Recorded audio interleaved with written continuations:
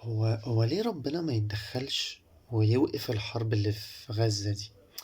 يعني مش هو قادر إن هو يوقف الإبادة دي؟ الحقيقة أنا فكّرت في الموضوع ده كتير أوي، بس أنا توصّلت كده لكام حاجة. أول حاجة، أنا فاكر كويس جدًا وباحب الآية دي جدًا، إن الملايكة لمّا سألت ربنا وقالت يا رب يعني أتخلق فيها من يفسد في الأرض ويسفك الدماء، فربنا قال أنا أعلم ما لا تعلمون. طب ما إحنا بنسأل زي ما الملايكة بتسأل. الله، يا رب يعني انت خالق فيها ناس بتفسد في الأرض وبتسفك الدماء، طب مش فاهمين الحكمة. فقال لهم أنا عارف، أنا أعلم ما لا تعلمون، ولله المثل الأعلى.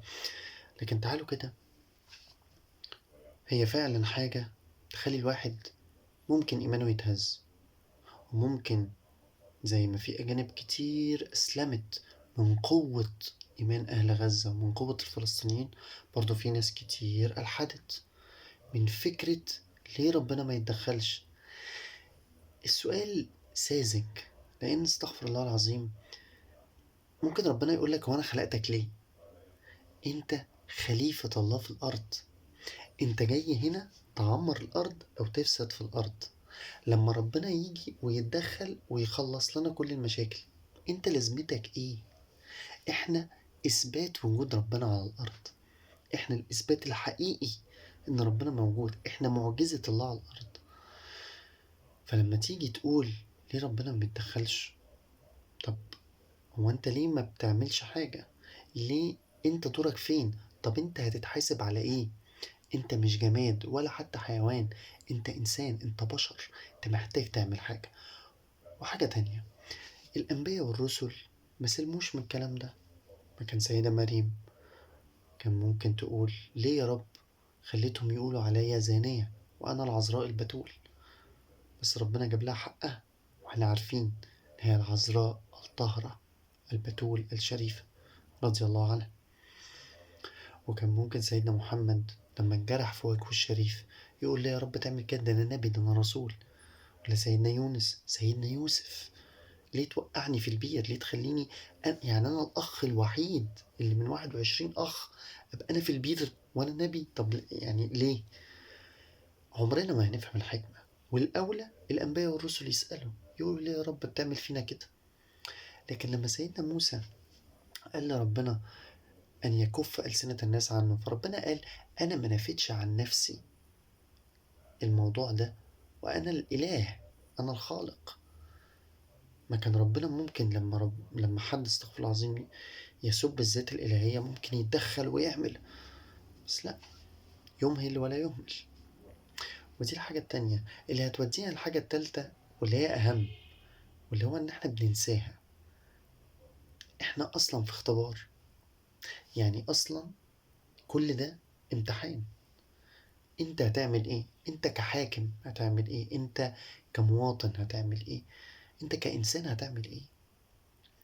يعني هتعمل الخير ولا هتعمل الشر؟ هتقف في انهي صف؟ عشان في الاخر نتحاسب. ما هو اصل الدنيا دي كلها عند ربنا ما تسواش جناح بعوضة، ملهاش اي لازمة، لهو ولعب. ولكن مش معناها ان هي لهو ولعب في ان احنا ما نسعاش ما نجتهدش وما نصليش وما نعبدش رب، لا. بس هي في الاخر هي اختبار، ولكنها سراب، في الاخر خلصانة هتخلص. العبرة بالاخرة، فانت هتتحاسب على اللي انت عملته في الدنيا. فالدنيا دي ايه؟ عارف مشكلتنا؟ احنا بنفتكر ان الدنيا دي هي دار الجزاء، هي دار العدل. هي فكرة اللي هو أنا إمتى أنجح، إمتى أتجوز، إمتى يبقى عندي فلوس كتير، إمتى يبقى مش عارف، إمتى كل ده يحصل في الدنيا اللي هي أصلا هتخلص وهنروح في آخرتنا. لأ، مش فكرة إمتى هيحصل، أنت بتعمل إيه بشغلك، أنت بتعمل إيه بفلوسك. كل الحاجات دي وسائل وليست غاية. فعشان كده هي في الأول وفي الآخر هي دنيا هتخلص، وهنتحاسب عند ربنا في الآخرة. وعلى فكرة، عشان بس مشكلة إن إحنا تفكيرنا بيبقى سطحي شوية، القيامة آخر علامة أصلا، آخر علامة من علامات يوم القيامة هي إن القيامة هتقوم على شرار الخلق. يعني في الآخر اللي هيفضل هم الناس الأشرار المتوحشين. الناس الطيبين والناس الكويسين دول خلاص هيروحوا عند ربنا، ولكن القيامة نفسها هتقوم على شرار الخلق. هو ده قانون الحياة. لكن في الآخر العبرة بالخواتيم. اللعانة وداء المر والعطش والجوع هيروح في الآخر ربنا هيدوقه نعيم. هيقول يا رب أنا ما دقتش جحيم في حياتي. أما بقى الناس اللي هم عذبوا وقتلوا وسفكوا الدماء وأفسدوا في الأرض هيروحوا لعذاب عمرهم ما هيحسوا بنعيم أنعموا بيه على الأرض دي. بس في الآخر أنت عايز تقف في صف مين؟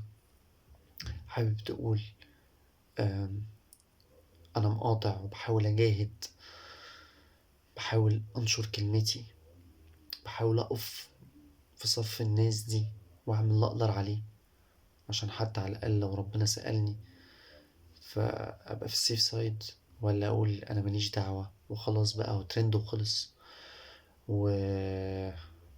وتمام. يعني روح بقى خليك مع العدو، خليك مع اللي بيسفك الدماء، وخليك مع الناس اللي بتشك و... وخليك بقى متعلق بالدنيا اللي هتخلص، وهتفتكر إن في الآخر إن الجزاء مش هنا، ده هناك في الآخرة.